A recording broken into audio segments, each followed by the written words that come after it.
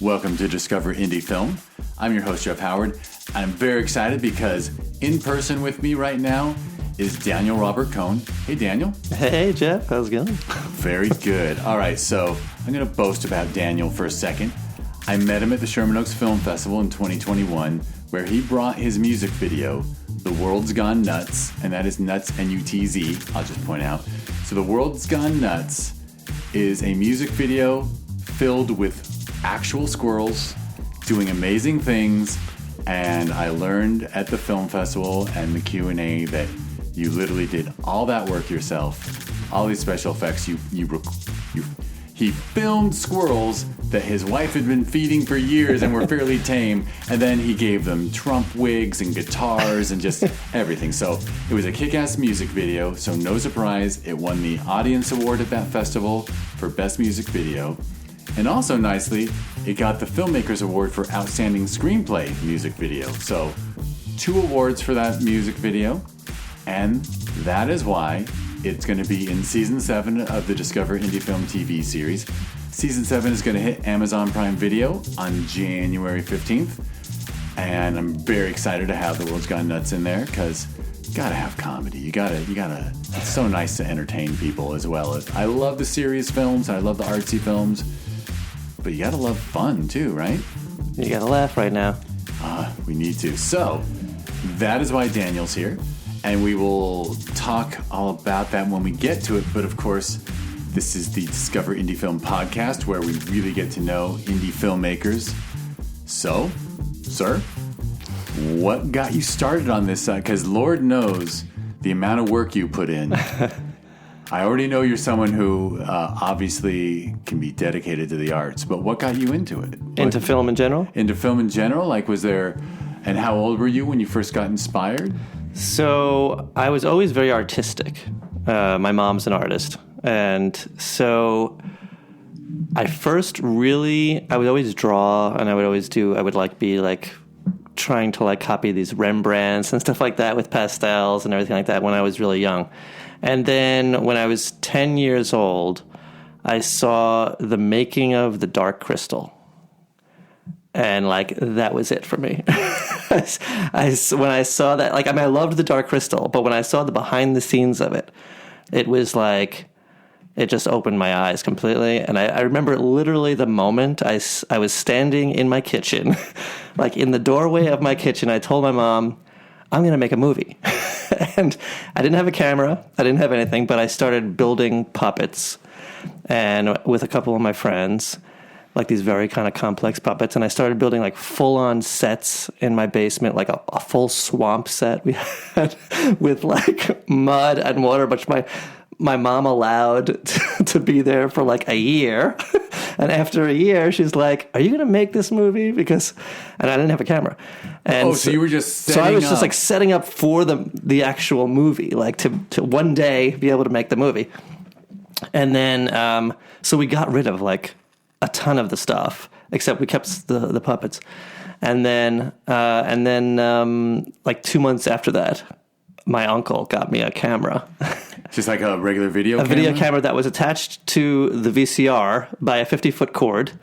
And so I then spent the rest of my childhood making super elaborate films. I built a full-on Eastern Airlines plane in my basement, the cabin and the cockpit, that looked realistic enough that people were how did you guys get on a plane, And I did a whole 40-minute hijacking film with miniature explosions and all this stuff. And then and it was puppetry based always? No, that was all stop motion? That was all live action at that point. Live action. That was full on live action. Oh, so you were bringing friends in and Yeah. By the way, you're mentioning basements, so I know you didn't grow up in California. Oh yeah, I grew up in New York, Long Island. Long Island, got it. Yeah, so exactly. There's no basements here. No, there are a few basements in really old homes, and they're just big enough for a furnace. Right, yeah, exactly. You have stairs down to a furnace. Oh, yeah, my basement was my, whole studio world. So you were pulling friends out in Long Island. You were just pulling friends in and making them act for you? Yep. Yeah, I had, all my friends started getting into it. And, I had, one girl that I knew that, Doreen Sackman. she was, she played the flight attendant, on the plane.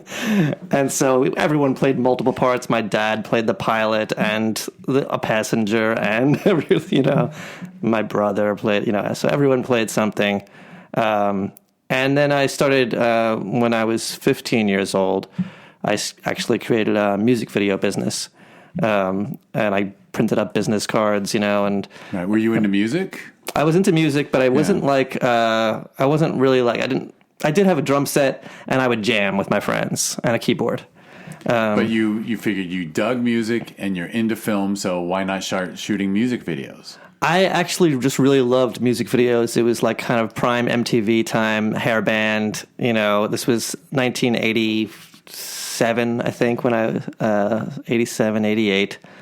Yeah, I'm only a little older than you, actually. We're not normally the people in here are like way young. Yeah. No, I just turned 50, so. Yeah, I'm in my mid-50s, but I get it. Yeah, MTV was exciting back then. Yeah. The music videos were cinematic and important. Yeah. And people like John Landis and big directors were hopping in. Yeah, absolutely. So and it was like, great. Thriller, all that stuff. And it was like, so I'm like, I put up ads in like the drum center and guitar center and stuff.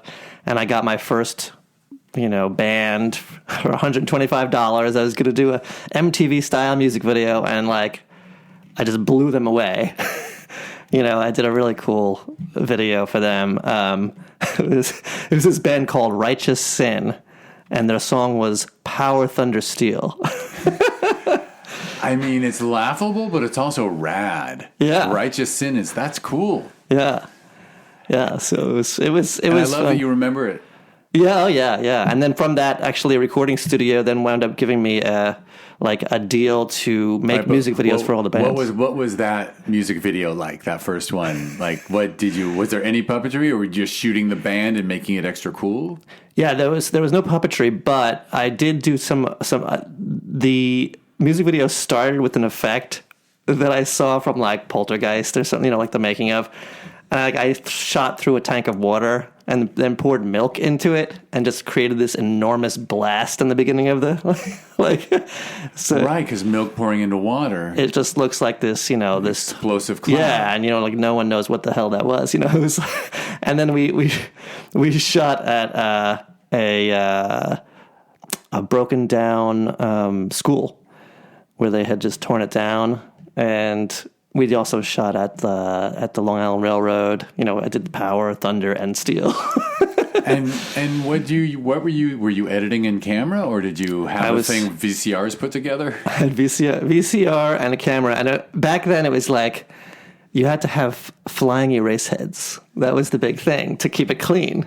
And I did for a long time. Yeah, so it didn't shake. Yeah, but I had that point when I went pro like that. You're like, Mom, Dad, can you buy a better VCR with a flying eraser? No, I got a camera, a better camera, a camcorder that actually had and I would use the video dub to kind of sync it up and stuff. And so, and then I did an anti-drug abuse video that was like part of a contest for school. I would always win a lot of art awards. And so we entered this one specifically. It was for New York State, and it won the best in New York State. And I was supposed to receive the actual award from the governor, and my principal of my school he forgot. He didn't know about it.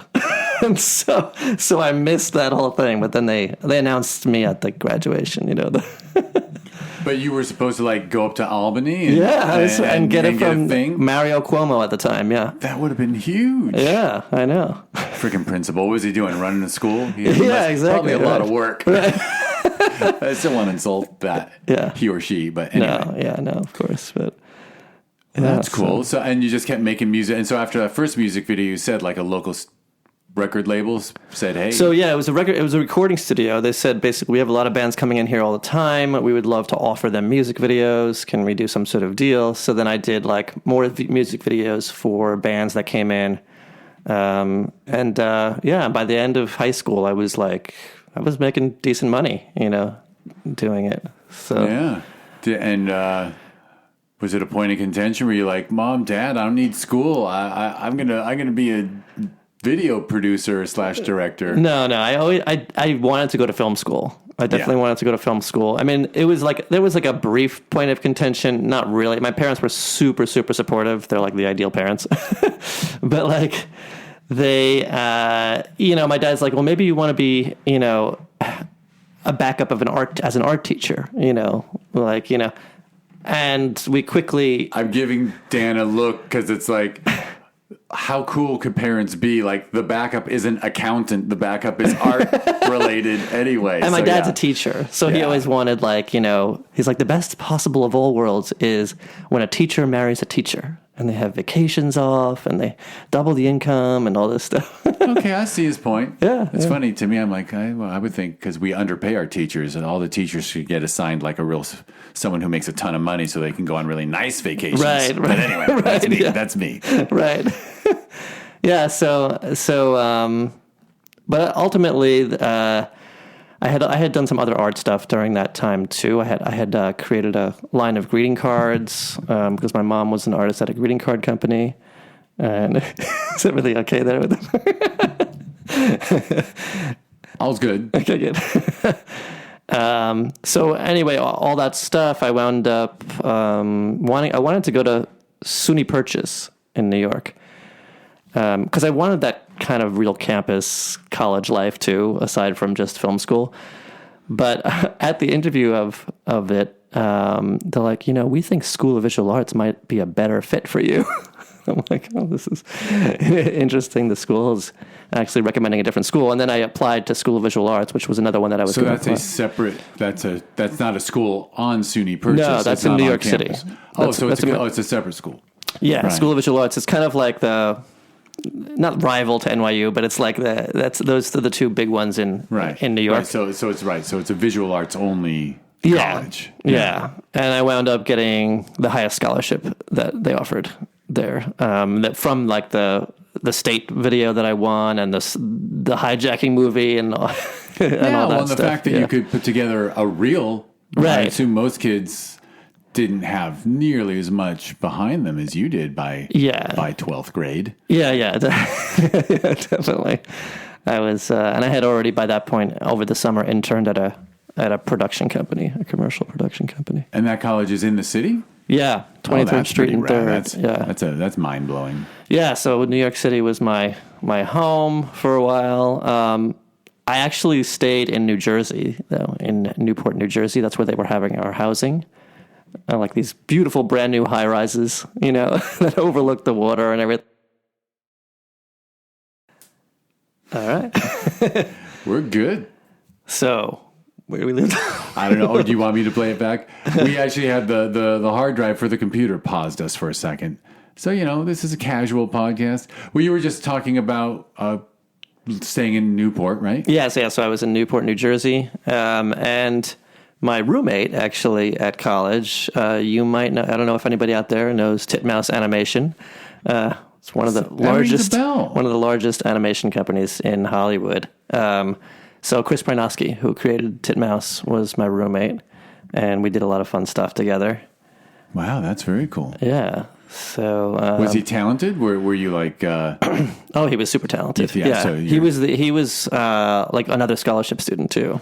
Right. So you two were like, He was an animation major, and I was a film directing major. Oh, very cool. Yeah. So you could even help out each other's things. Yeah, I did a Dungeons and Dragons commercial, and he did like the animated dragon in the beginning, and then we did another like kind of space movie together where he was building the sets and all that stuff. So it sounds like a semi-ideal collegiate experience. Yeah, it was cool. And then and very hands-on, like producing stuff right away, like doing projects, or a lot of theory too, a lot of classwork. That's one of the things that actually I loved about School of Visual Arts. It was all film, pretty much. There was like, they say I think it's 30%, but I think it's more like 10% of the other stuff. But we and I wound up doing a feature film in film school. My last 2 years were all that.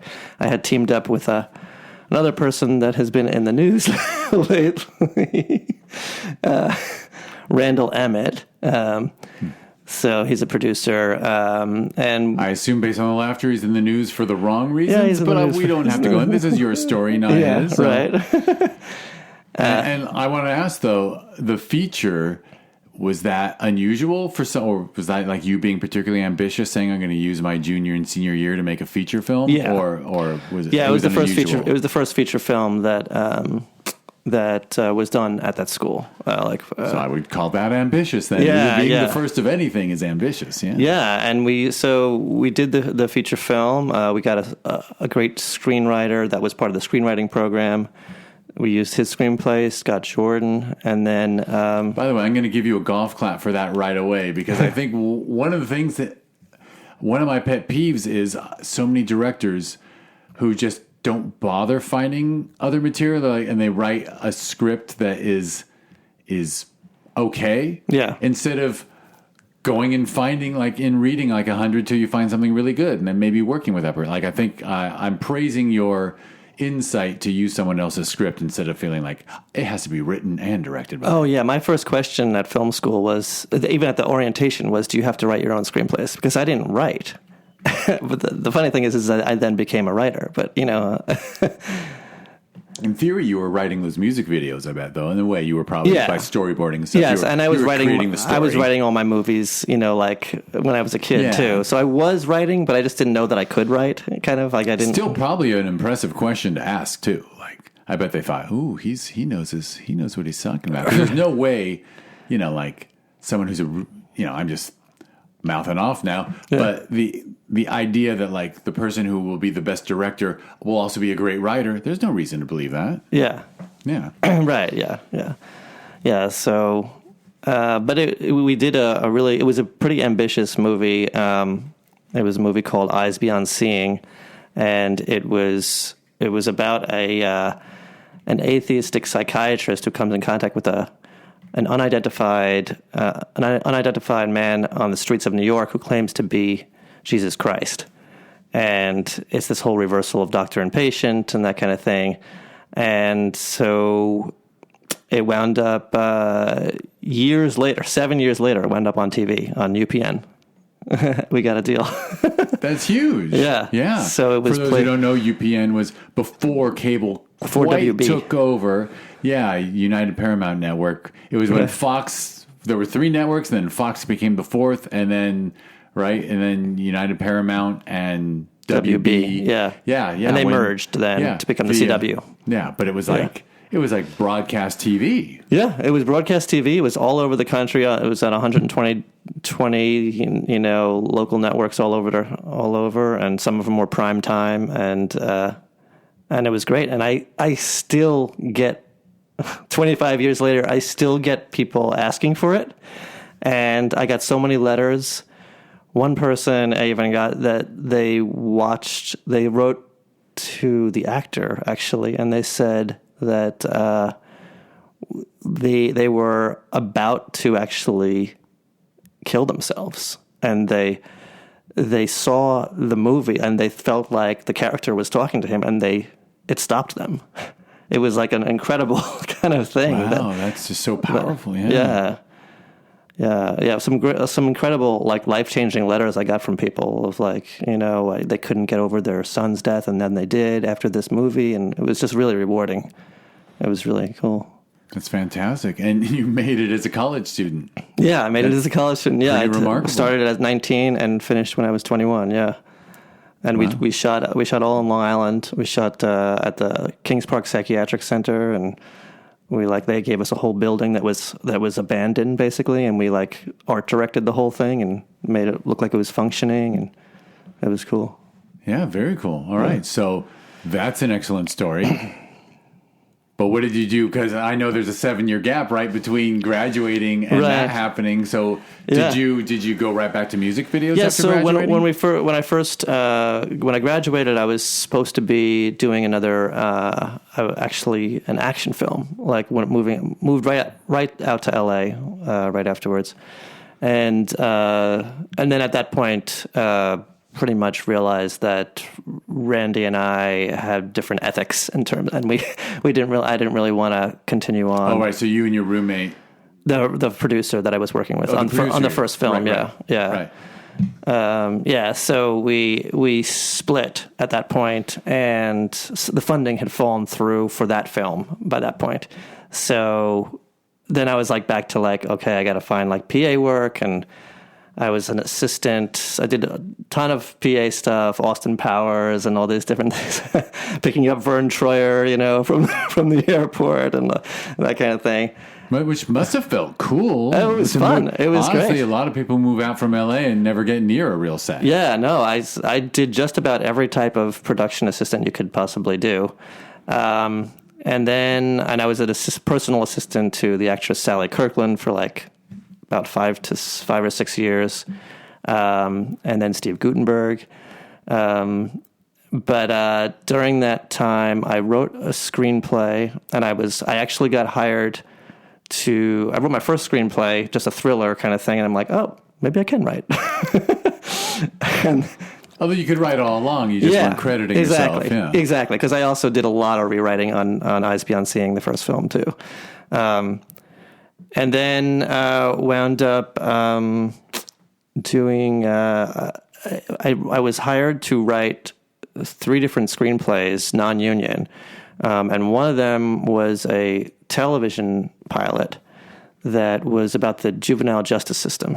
And I did a ton of research. I shadowed a probation officer for 3 months, and it came out really, really well. And a friend of mine gave it to Penny Marshall, and didn't hear anything for a year. And then all of a sudden she read it, and she's like, oh my God, I want this to be my next show, And so they got me an agent, actually. They introduced me to my first agent. I was with APA. And then from there, I wrote another screenplay, and then sold my first screenplay and got into the union. And I was like at the Writers Guild intro thing, and I'm like, how did I get here? Because I was like, I didn't think, again, like I said, I didn't think I was a writer, but I was. Yeah. And then you went from making a feature to be like, okay, now I'm an aspiring screenwriter. Yeah, right. That's wild. Yeah. So then I kind of got stuck a little bit in screenwriting then for a while. I wrote for Universal and a few other things, and then the strike hit in 2008. And everything kind of dried up at that point, and my agent left the business. And so I moved up to the Bay Area to direct commercials and stuff. Really? So you were like, forget this whole scene. It was just like, it was kind of rough at that point. And my ex-wife, my wife at the time, she loved San Francisco, and she really, really wanted to go. So I'm like, all right, let's just go. I need a fresh take on things anyway. And so we did that, and then I was there for about 10 years. And you just set up your own video production company, or? Yeah, I had during when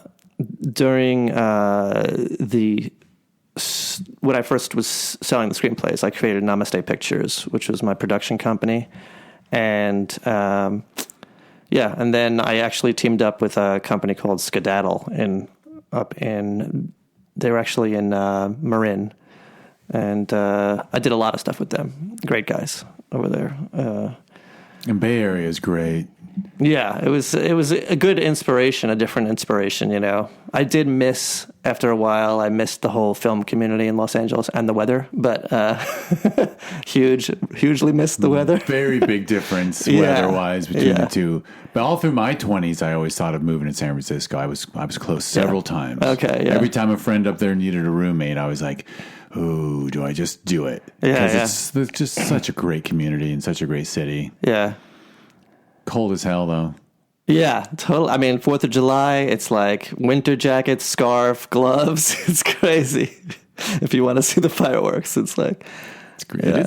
It is. But so you hooked up with the Skedaddle, and you were just almost hit the ground running, basically, with that? Yeah, yeah, pretty much. We developed an animated show that we did. It was called Of Course, and it was actually like an animated Sex and the City for guys. It was four guys on the golf course. That makes sense. I get it. Yeah, we would record their conversations on the golf course, and I would be like whispering things in their ear to kind of like prompt them a little bit. Older actors or improv guys or improv guys, and it was hilarious. And the improv scene in the Bay Area is great. Yeah. Yeah, I mean, people like Greg Proops came from there, I know. We actually got two of the actors from LA, and the other two actors were actually the two co-owners of the company who were hilarious. Okay, sounds good. And so we wound up doing that, and then we had it on Fox Sports website. It was just a web series, and it was like their highest rated thing there, and it did really well. And then this new network on DirecTV called the Back Nine Network picked it up, and they wanted us to do 8 web series, and then we did that, and then they wanted us to do 8 full 22-minute series, and it was going, and we got the deal, and then the whole company went bankrupt. Which is welcome to Hollywood, or exactly. welcome to media. Same thing happened with my first screenplay. When I sold my first screenplay, they loved it. It was a comedy. And it was bought by Constantine Film, and they're a horror company, but they briefly had a thing called Freestyle, which was a comedy division. And so this was going to be a movie. This was going to go.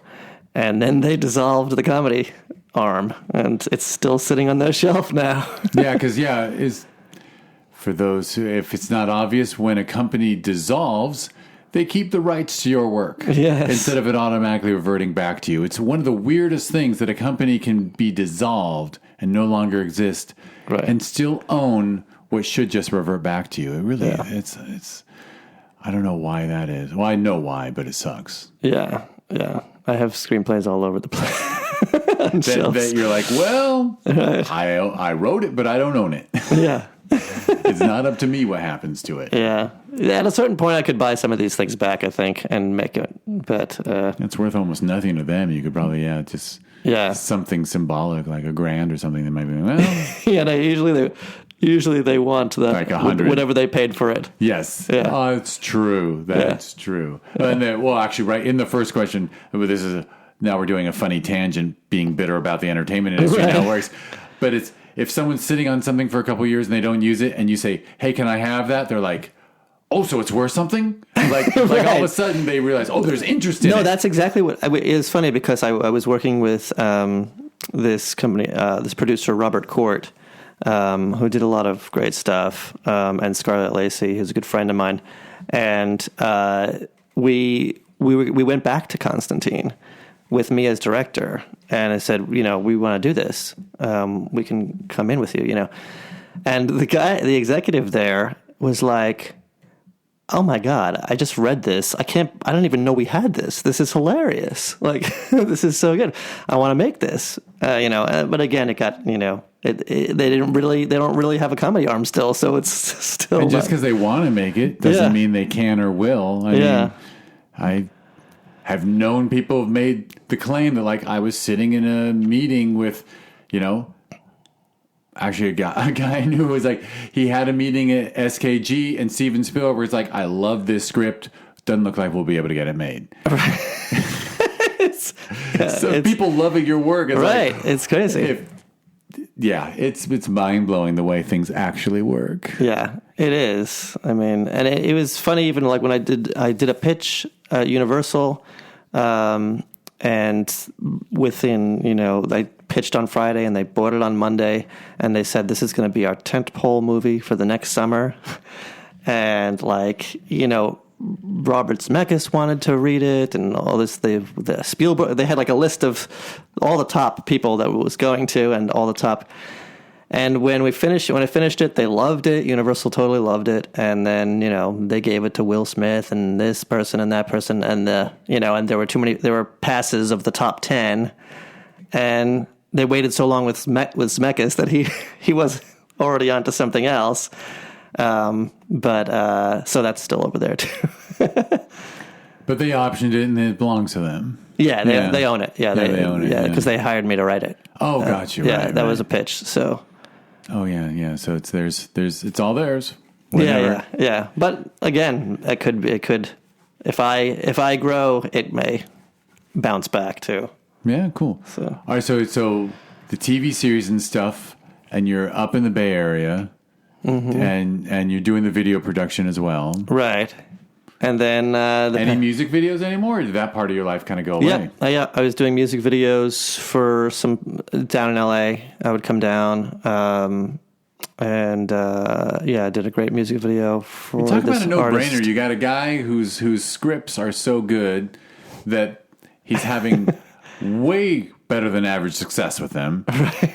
And he's directing music videos. Who wouldn't fucking look at you and go, hey, hey, guess we could, because that's also a bargain, right? Like, Right. hey, we'll buy your script and we'll pay you half of what you deserve to direct it, but you'll get to do right? It's like a Right. super way to save money. Right. Yeah, I don't know why people are so dumb they didn't take advantage of I it. know, right. And give you a fucking movie. I know, exactly. Yeah, exactly. That's exactly right. So, I finally decided, like, I have to write something again, because it was like 10 years that I hadn't really written a screenplay again. So While you were in the Bay Area, you were... Yeah, so I wrote another screenplay, which I'm really excited about, actually. I wound up immediately getting responses from Imagine Entertainment first, the president of Imagine. My agent gave it to them. I called my agent, and they're like, "Hey, oh my god." Oh, you called up APA? I called APA. Well, actually, I'm a client of yours, even if the dude left. The weird thing is that they tracked me down before I tracked them down, because DreamWorks had remembered a pitch, or they had remembered the script that I did for Universal, and they really wanted an animation that was about dreams, and so they had me pitch for something. So he had actually brought me in like 8 years ago. The guy remembered it from 8 years ago. That's like kind of amazing. Yeah. So, and it was really, he still wants to work with Chris Kuser over there. He still really wants to work with me, but we've got to find the right property. But anyway, yeah. So I wrote a screenplay, and I got interest then from Lawrence Mark, the producer, who did. He just did Greatest Showman. He also did Jerry Maguire and As Good as It Gets. Just the list, I haven't heard of those, but they sound good. They sound like they might have done okay in the marketplace. Yeah, he's Golden Globe, Oscar, all that stuff. And he's like, anyway, he loved the script, and he's been with me on this project now for like three or 4 years now, which it's bounced around Lakeshore and that kind of thing. But it's now in my hands, and I teamed up with another producer as well, and together, hopefully, we're going to get this thing done. It was interesting. The other producer is Evan Chalfin, who I met at the Dances with Film Festival. He's the one who actually selected The World's Gone Nutz for the festival. And oh, cool! So he's on one of the juries there, and he loved you. So he reached out to you after you played there. Yeah, exactly. So yeah, he's actually just produced the movie that I just worked on, that I just am completing right now. Oh, very cool. Yeah. So. And all right, and that's happened because The World's Gone Nuts. So I guess we should talk about how The World's Gone Nuts happened, right? Because you were up in the Bay. You were up in the Bay Area. Yeah. Yeah. And I was up in the Bay Area, and the pandemic happened, and everyone was locked in, and no one was working, and my wife during the time was for years was feeding the squirrels outside, and became so friendly with them. She could pet them and massage them. They would come like right into our living room, and so I set up a green screen in my living room. And I also used the lawn outside as a green screen as well. And then I just started getting as much footage as possible of them. And I wrote a song called The World's Gone Nuts. Right. So you started, so it was like It was kind of both both. ideas hit at once. Both ideas hit at once. I'm going to shoot these squirrels, and it wasn't. You knew what you were shooting them for. I did from know. the beginning. Yeah. I knew that I was. Yeah, and I was working on the song at the same time as starting to get the footage. Right. And you were writing the song solely for the purpose of setting these squirrels to it. Yeah, exactly. Yeah. And I wanted it to be. I knew I wanted it to be kind of like a "We Didn't Start the Fire" kind of thing, where it just mentions all of the insanity that's going on, and I wanted to recreate all of 2020. In 5 minutes, with these squirrels. And it's funny because you said, I put wig, the Trump wig, but that's the tail. That's the tail of the squirrel sits on top of the head. So I had them have this, And they would let you do that? They were that tame? Well, I mean, they would do it naturally sometimes. Oh. So then I just used that footage. So and you then just had to wait. You had to wait for your Trumpy squirrel. I enhanced with Photoshop. Yeah. And so. I assumed it was actually just... Yeah. But it was... that was the whole... As soon as I saw those squirrels doing that, I'm like, oh my God, that's Trump right there. And I had to make a squump, Right, you did. Yeah, so, I mean... What a great way to have fun and stay creative during lockdown. Because 2020 was grim. Yeah, and it was interesting because I think for a lot of people, aside from, I mean, it was horrible for so many people, and it was really devastating to even a lot of people that I know. But it was also a kind of a huge opportunity, for so many people. I mean, I'm sure you saw at the festival how many things were created out of that, I mean, I have a dozen stories, of films that would have never happened or wouldn't happen the way they did if it wasn't someone. I won't bother because I'd rather talk about your work. Yeah, but for sure, and as grim as it was, even look, I lost people to COVID very early on in that. Wow. But then the loss is horrible. But then there were other, But then my wife was home 24/7. And working from home, and I actually really like her. So, right. Our quality of life got better. Yeah. And we didn't have to, no more alarm clocks because she didn't have to drive downtown every day. It's like, I know. It's like, it's a shame that now I'm far enough removed from it that even just a couple of days ago, I'm like, oh yeah, no, I mean, the people dying part sucked, but I liked everyone wearing masks and me not having to worry about getting a cold anymore. Right. Like I haven't had a cold for so long. Right. I'm dreading my first cold. Right. I just recently had my first cold. You had your first. I haven't. I'm like, what is this? I slept. Dan and I are in the guest room of my home, and there's a bed. I slept in this bed for 4 nights because she was all stuffy, and I could tell. I'm like, dude, I'm not getting your cold. But it was because I had Sherman Oaks Film Festival the next week, and I'm like, I cannot get through the festival with a cold. So, but I dodged your cold. I was very proud. That's pretty good. It's not easy to do. It's not easy at all. To do. The first sign of a sniffle, I'm like, we're not sharing food, I'm not kissing you, and I'm not sleeping in the same room. I might have a problem, but I like my hypochondria. I think it's hypochondria, germophobia. I like my germophobia. Yes, I have friends like that. Yeah, I'm just like, just don't touch my food, and we're good. But anyway, it's not about me. So we're doing the squirrels, and was it all...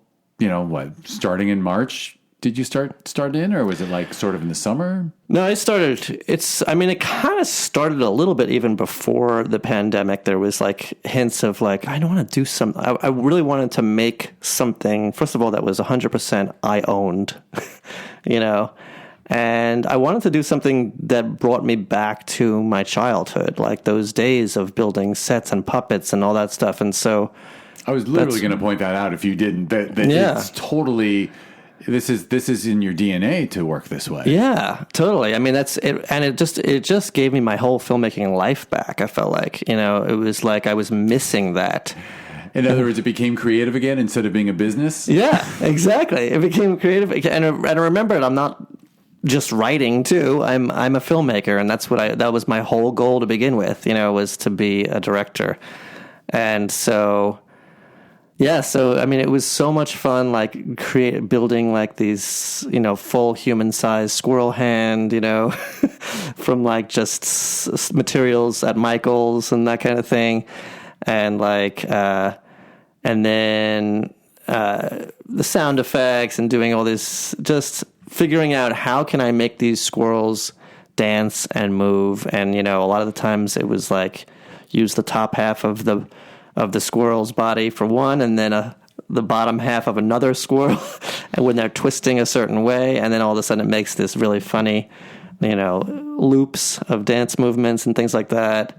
And it must have been super rewarding when you first saw your edits / effects coming together and like get what you want. Like that must have been a great feeling. Oh yeah, and the first experimental thing, because it was also my mouth too, and I'm like, is this going to work if I use my mouth? And I have a beard, so it actually really played in perfectly. And I tried changing the colorization and all that stuff, and it worked perfectly. It was like, oh, I can totally do this. I can voice squirrels. I can voice squirrels. I am one part woodland creature. That's right. Exactly. And I did, and then because I did ones after that too that have more voices in them. I don't know. Did you ever see the Passover one?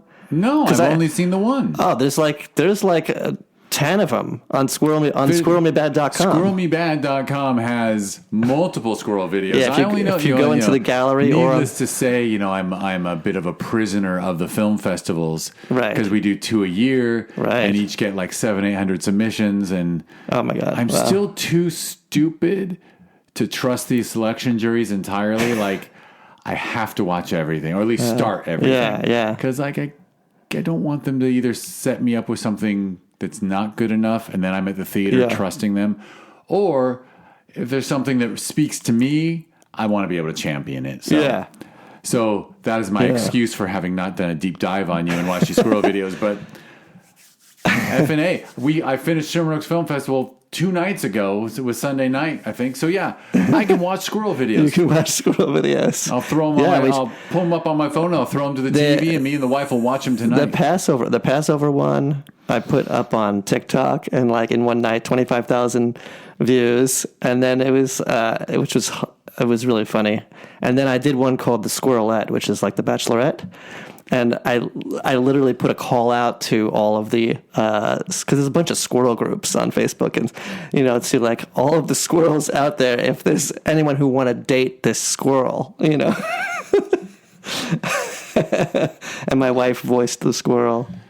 That's excellent. That's excellent. But all that came, so you made a bunch more after The World's Gone Nuts? After so The World's Gone Nuts, like when you were at Sherman Oaks Film Festival last year, were the other ones already brewing or already done? Yeah, they were already done. Yeah, there were several of them already done. Yeah. Oh, cool. So right. So your website is really, you're cranking them out. You're creating content, as they say these days. Yes, I haven't in a while because for the past 14 months I have been doing we're feel free. Well, you took The World's Gone Nuts on the festival circuit and had fun with it. And it won a lot of awards across the boards. Up. Yeah. I mean, it's perfect too because it's cinematic and fun and entertaining, and also makes us liberals a little happy, I think. It hits the target audience for film festivals. No, it try making a film that's like pro-conservative and taking on the festival circuit. Like the irony of this film, this is the really funny part, because I have stuff on Zazzle, and you can buy shirts and things like that. And the biggest seller is the Squump shirt. And from all Trump supporters. Right, so there you can see the addresses. It's going to red states. Right, yeah. That's so funny. It's really funny, yeah. Because you see, like, on their Facebook profile, like, on a Harley with, like, a huge Trump sign. So a guy wearing a Squump shirt, and behind him is a Confederate flag. Right, pretty much, yeah. That's a wonderful thing that you've done. Yeah. I'm sure they'd love the Passover video, too. Yeah, especially now. Oh, my God. Hilarious. Yeah. That's great. All right, so you start cranking them out, and then this was also like the first like song that I had ever I never sang before and stuff. So I just want to make a song. Yeah. So you made the song, and then you started doing this for yourself. But then, so now a bigger project popped in your life. Yeah. So from the squirrel video, actually, and at the festival and stuff, I got a company interested in me called the Super Dentist down in San Diego, and they wanted they've been around for 25 years, and they wanted a real superhero film made for their, to show their toys. They have like these dental toys, and so because they're going national, and so we made this movie, and it is epic. It is anyway, dental toys, dental superheroes, basically. So dentists who are superheroes. Yes. And it's hilarious. That's really interesting. Yeah. My best friend of 40 years is a dentist. Oh, really? Go figure. Go figure. I am connected to the dentist world. Actually, he's a this. TMJ specialist. He moved above dentist, but still, still, I have one of the great loves of my life is a dentist. Who knew? Yeah. I guess I got to see this when it's done. Oh yeah, I'll show you the trailer. It's it is. And it's partially they wanted to make a film sort of, I don't know, was their motivation because dentists like have this bad rap and they want to show dentists can be superheroes too? I mean, the kids absolutely love these dentists. You go to the offices and they're like literally dental. They're all dressed as superheroes, and it's just like a playground. The kids, of sorts. It's like Disneyland meets. They have full size dragons. They have video games. So they have all sorts of. And you took dentists who dress like superheroes for their practice and made a film. We made a real superheroes. like Marvel style, and they just actually showed the trailer. It's at the San Diego Padres game on the Diamond Vision, and we also did a comic book, and they gave out the comic books to every one of the people at the stadium. Besides that, I know you're good with merch because you brought stuff to Sherman Oaks Film Festival too. Like you brought Scroll Me Bad cards and stuff. Yeah. The trading cards. Yeah, so this was actually a really fun production. Super hard work because I've been working like 16-hour days pretty much for about a year. Yeah, because you were just wearing all the hats. We did have a great crew that we got. We got some really great people, and we even got some of the effects people that like did the Avengers costumes and like all this. It's like pretty high end, the whole thing. But there's 450 visual effects shots in it, and I did about 80% of them. And I did everything also in Apple Motion. Like that's what I use. And the technique of this film was particularly interesting too, because it was like we used Apple and Pixar created a thing called the USDZ file, which is like a 3D animated file for like video games. And normally it's just for video games, but I was able to use it to create realistic movie-looking scenes. And so it was just like... Yeah, I mean, that makes perfect sense. I mean, I know people are using that Unreal Engine a lot, too. So exactly. The whole bridge volume between and stuff. video game tools and film tools, there's no difference. Yeah. And it's just digital. And video games are amazing digital animation, so... Yeah. And this is all hybrid. This is all a hybrid of live action and 3D animation. And did you recast or did you use the actual dentist? Oh, no, we recast. We cast full on superheroes. And it was, it's a really fun project. So. That does sound, what a wild thing to pop into your life. Yeah. The Rise of Supermouth. And it's gonna premiere on February 25th. At in a theater or they're going to do it at a theater down in San Diego. Oh, they're going to rent a space. They have like a screening kind of thing. We've also like entered Sundance and a few other things. Like they have a kids thing. They're doing so. They'll do a festival run and then they'll end up going. Somebody see who buys it. Yeah, exactly. It's a perfect kind of TV pilot, actually. Oh, really? So it works better as a TV pilot than... It could work as a TV show or a feature film, because it's a 33-minute movie. So 30, got it. Understood. Yeah, I know. I would love no pressure. I know it's not even up to you. Yeah. But it would be, in this modern climate, I would love for someone to just take a risk and take a film like that and do a theatrical release, because I don't think you need the 90 to 120 minute thing anymore. Right. Everyone has changed their minds.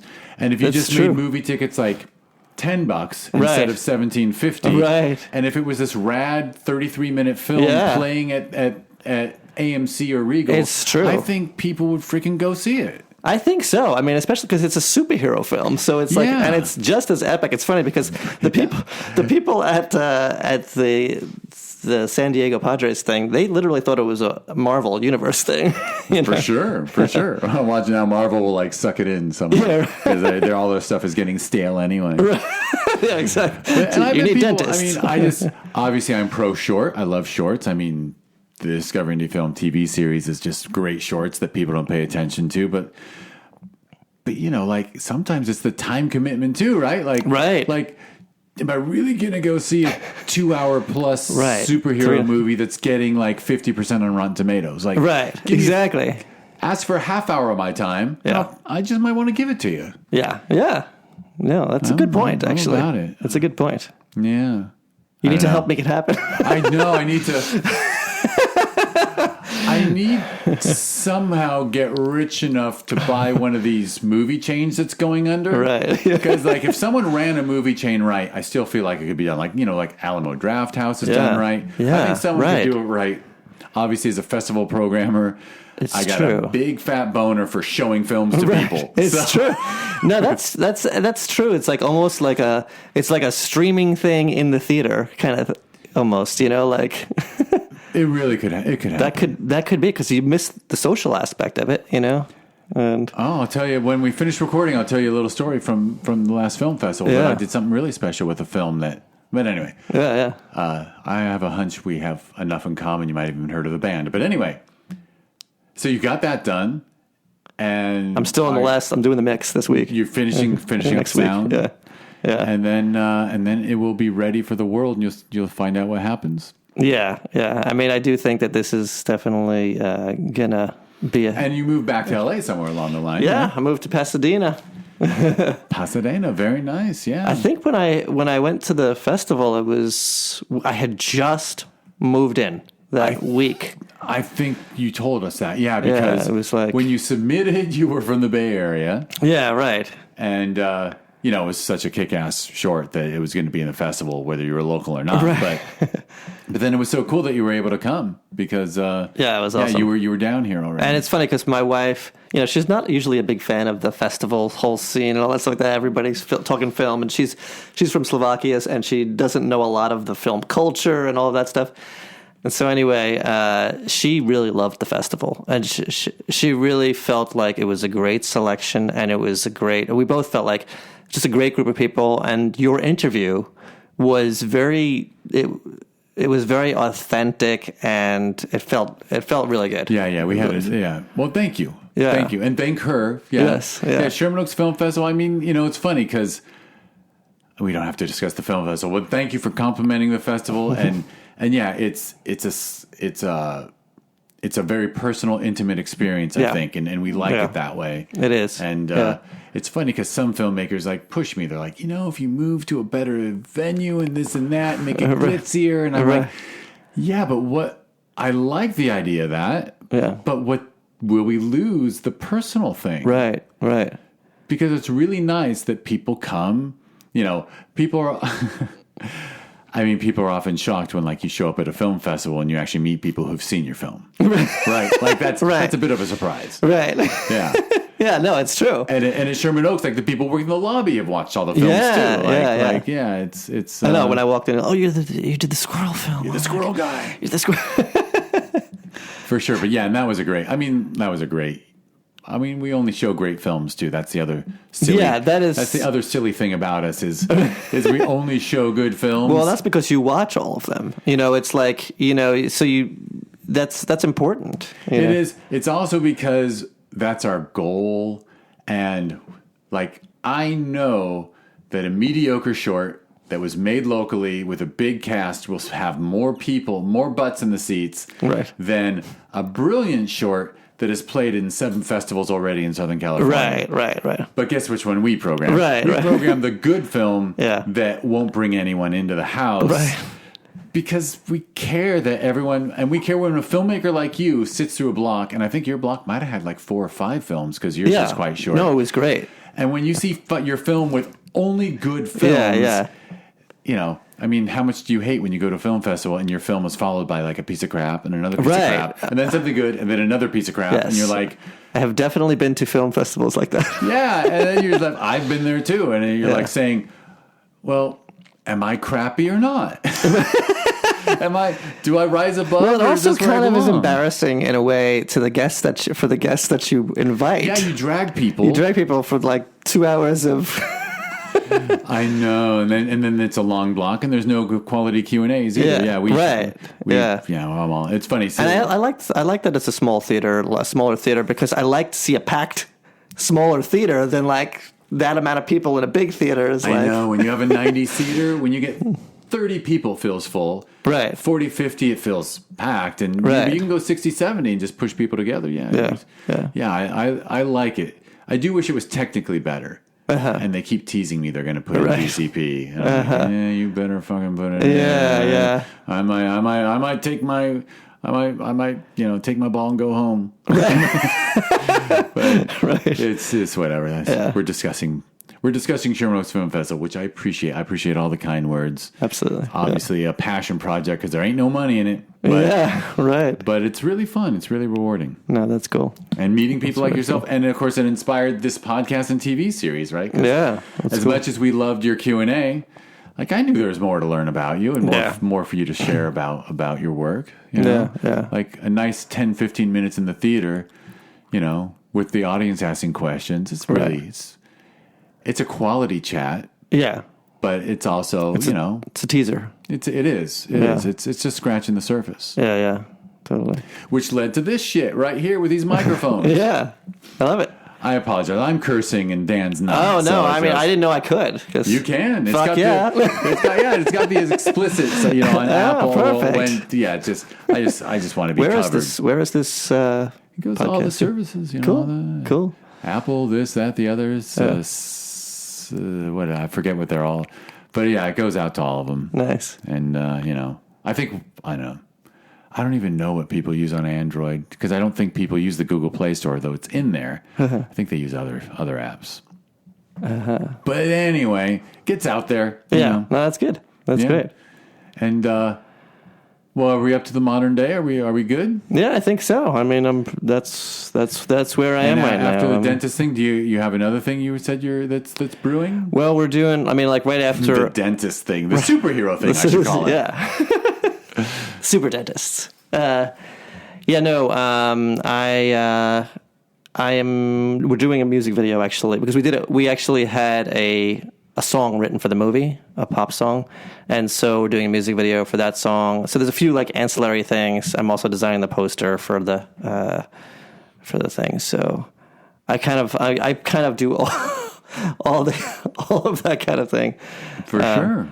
And then the next thing hopefully is going to be my script.